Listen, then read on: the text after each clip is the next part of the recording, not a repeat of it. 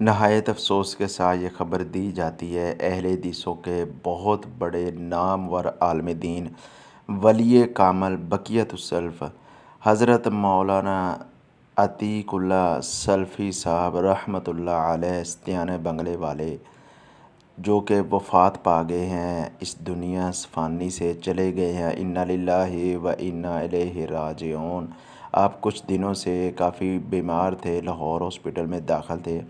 آپ کا بہت بڑا ایک ادارہ استیانہ بنگلہ میں ہے اور ساری زندگی آپ نے زندگی کے لیے دین کے لیے وقف کر دی تھی، اور آپ کی زندگی، آپ کی سیرت، آپ کا اخلاقیات، سارے کا سارا نچوڑ آپ دنیا کو نچوڑتے تھے، طلباء کو نچوڑتے تھے کہ نماز نماز نماز کی پابندی کریں، اور نماز کی پابندی اس طرح کریں قد افلح المؤمنون الذین هم فی صلاتهم خاشعون۔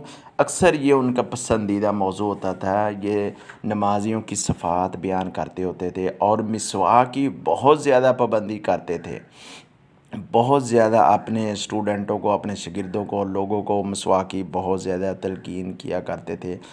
آپ کا ادارہ بہت ہی ایک نامور ہے، بہت سارے شیوخ یہاں سے پڑھے ہیں، اور آپ کے لیے یہ ساری زندگی کے لیے صدقہ جاریہ ہے۔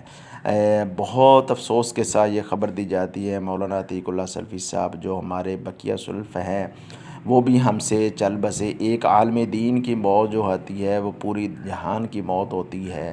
ایک عالم دین کا دنیا سے چلے جانا یہ کوئی چھوٹی سی بات نہیں ہے، یہ ہمارے لیے لمحہ فکریہ ہے۔